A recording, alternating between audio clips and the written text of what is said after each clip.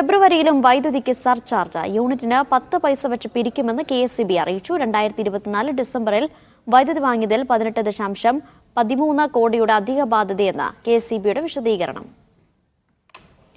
RB Sanoop ഉണ്ട് വിവരങ്ങൾ നൽകാനായി. സനൂപ്, എന്തുകൊണ്ടാണ് ഇത്തരത്തിൽ വീണ്ടും ഒരു നടപടി? എന്താണ് KSEB നൽകുന്ന വിശദീകരണം?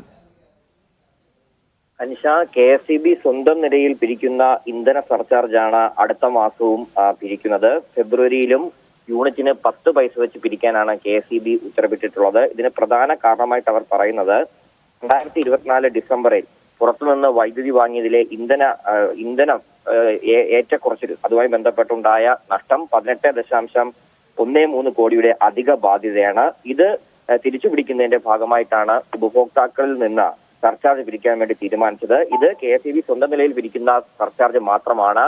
ഈ ജനുവരി മാസം 19 പൈസയായിരുന്നു സർചാർജ്. അത് സ്വന്തം നിലയിൽ പിരിക്കുന്ന 10 പൈസയും അതിനോടൊപ്പം തന്നെ നേരത്തെ നൽകിയിട്ടുള്ള കണക്ക് പ്രകാരം വെച്ച് റെഗുലേറ്ററി കമ്മീഷൻ അനുവദിച്ച് നൽകിയ യൂണിറ്റിന് 9 പൈസയും കൂടെ ചേർത്തായിരുന്നു 19 പൈസ.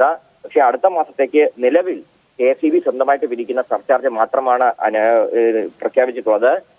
റെഗുലേറ്ററി കമ്മീഷൻ നിശ്ചയിച്ച് നൽകുന്ന സർചാർജിന്റെ കാര്യത്തിൽ തീരുമാനമായിട്ടില്ല. ശരി.